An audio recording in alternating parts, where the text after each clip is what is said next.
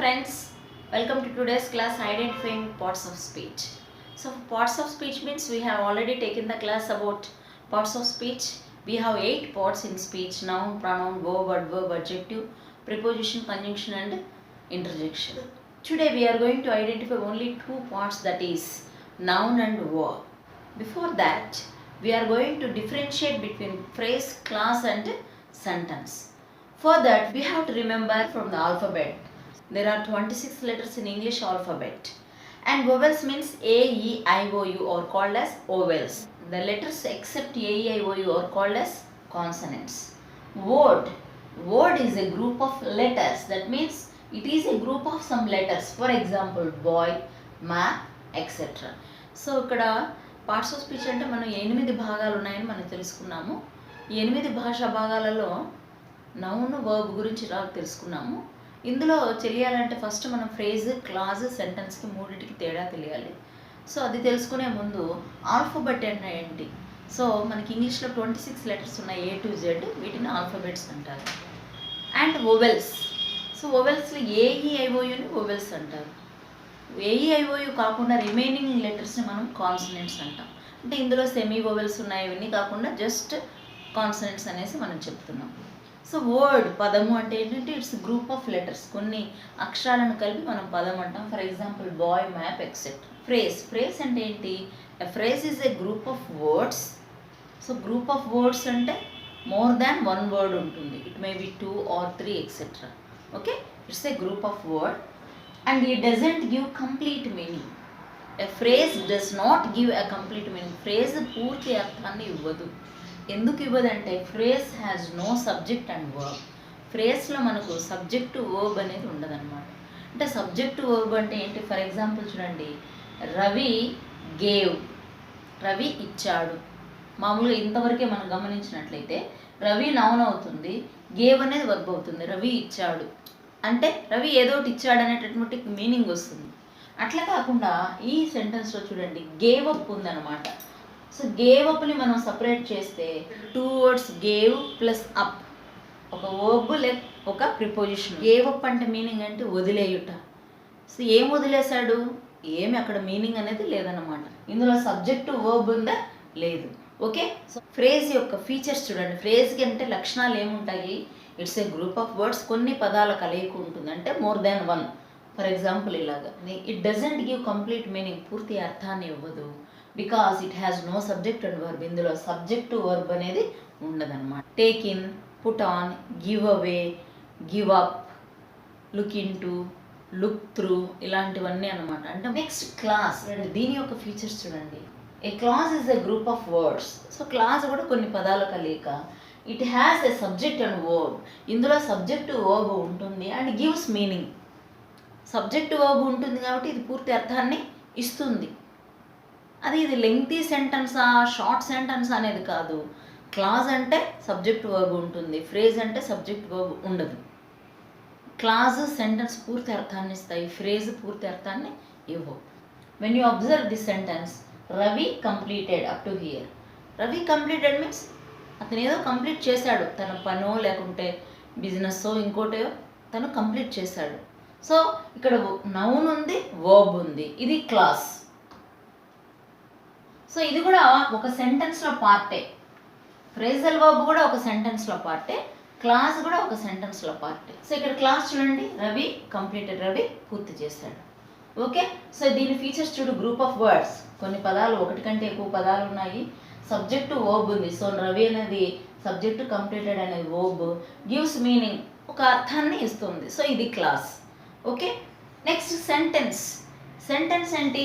Sentence is also a group of words which gives a complete meaning. Sentence కూడా కొన్ని పదాల కలయిక పూర్తి అర్థాన్ని ఇస్తుంది. సో పూర్తి అర్థాన్ని ఇస్తుంది అంటే ఏంటి? అక్కడ నౌను, వర్బ్ ఖచ్చితంగా ఉంటుంది. ఈ సెంటెన్స్ చూడండి, Ravi completed is a class, in no time is a phrase. So Ravi completed his work in no time, it's a complete sentence. Time ఆలస్యం లేకుండా రవి పని పూర్తి చేశాడు, ఇది పూర్తి సెంటెన్స్ అనమాట. ఓకే, ఎగ్జామ్లో ఏం అడగరు, ఫ్రేజ్ అనేది సెంటెన్స్లో పార్ట్ అని కాదు, మీకు ఐడియా కోసం చెప్తున్నాను. ఇంకొక ఎగ్జాంపుల్ చూద్దాం. చూడండి, Ravi had a bike. Ravi దగ్గర ఒక బైక్ ఉంది. సో ఇక్కడ వరకు మనం స్టాప్ చేసిన సెంటెన్స్ అనమాట. And sold it just now, ఇది ఇప్పుడే అమ్మేశాడు. సో ఇక్కడ మనకు చూడండి, రవి అనేది సబ్జెక్ట్ నౌన్, హ్యాడ్ వర్బ్ అనమాట, ఏ బైక్ అనేది ఆబ్జెక్ట్. అంటే కొన్ని సెంటెన్స్లో ఆబ్జెక్ట్ ఉంటుంది లేకపోవచ్చు, కానీ సబ్జెక్టు వర్బ్ ఉంటే మాత్రం అది ఖచ్చితంగా సెంటెన్స్ అవుతుంది అనమాట. ఏంటి టుడేస్ క్లాస్లో మనము నౌన్ని వర్బ్ని ఐడెంటిఫై చేయడం నేర్పిస్తున్నాం. ఎందుకు ఇది ఫస్ట్ అంటే, పిల్లలకి మనం షార్ట్ స్టోరీస్ లేదా 1 or 2 పారాగ్రాఫ్స్ ఇచ్చేసి ఒక పెన్సిల్ తీసుకునేసి నౌన్ వర్బ్ని ఐడెంటిఫై చేస్తూ వచ్చినట్లయితే వాళ్ళకు సెంటెన్స్ అనేది హౌ టు ఫ్రేమ్ అనేది తెలిసిపోతుంది. Active voice, passive voice, direct indirect speech, question tag ఇలా ఎన్ని రాయాలన్నా కూడా వాళ్ళకు how to write a sentence అనేది అర్థమైపోతుంది. Suman drove a car. Suman అనేది పేరు కదండి, మనం నౌన్కి డెఫినేషన్ చెప్పేయాలి. నౌన్ డినోట్స్ నేమ్స్, పేర్లను తెలిపేది. సో సుమన్ అనేది నేమ్ కాబట్టి నౌన్.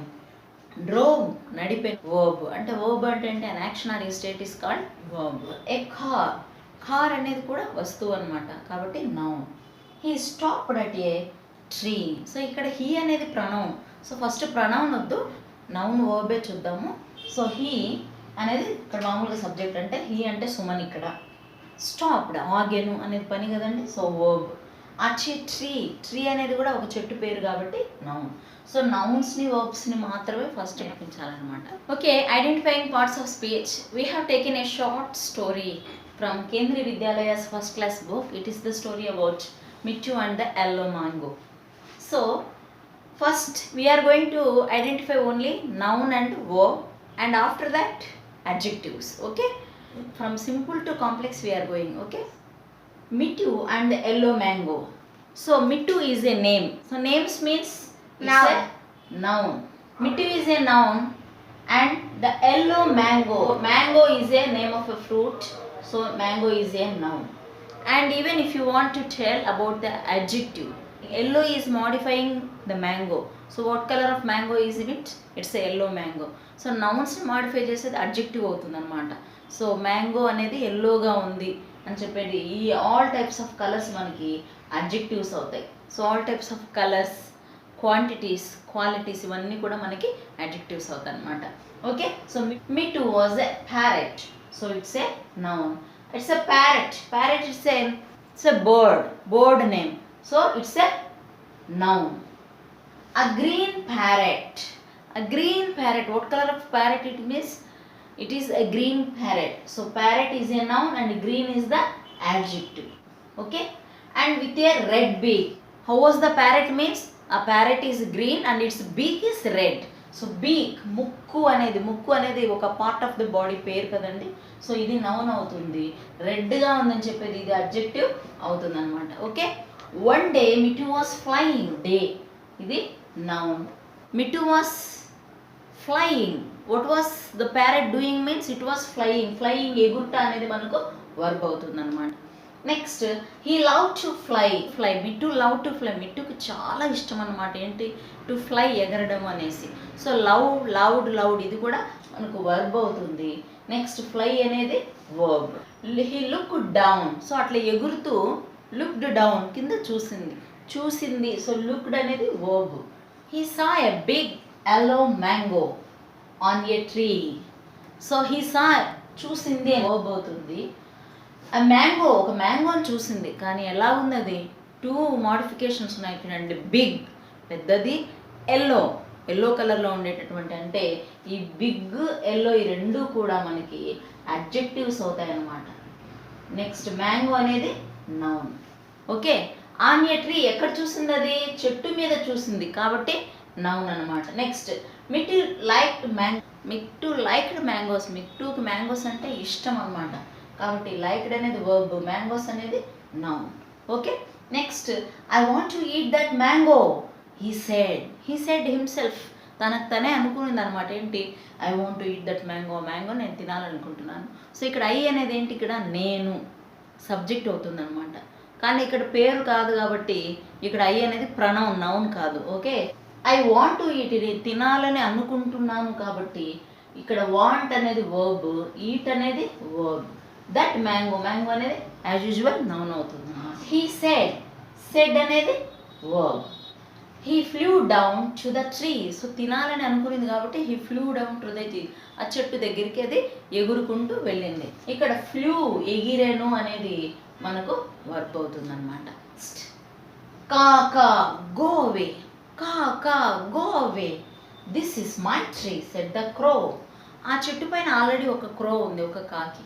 సో అదేం చేస్తుంది, ప్యారెట్ రాగానే కాకా go away, this is my tree, ఈ చెట్టు నాది, నువ్వు వెళ్ళిపో అని చెప్పేసింది అనమాట.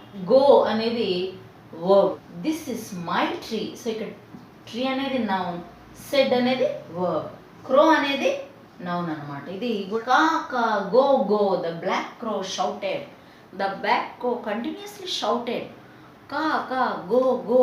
ఇక్కడ చూడండి, ఈ గో గో అనేది వర్బ్ అవుతుంది, క్రో అనేది నౌను, నౌన్ని మాడిఫై చేస్తుంది అనమాట కలర్. సో బ్లాక్ అనేది అడ్జెక్టివ్ అవుతుంది.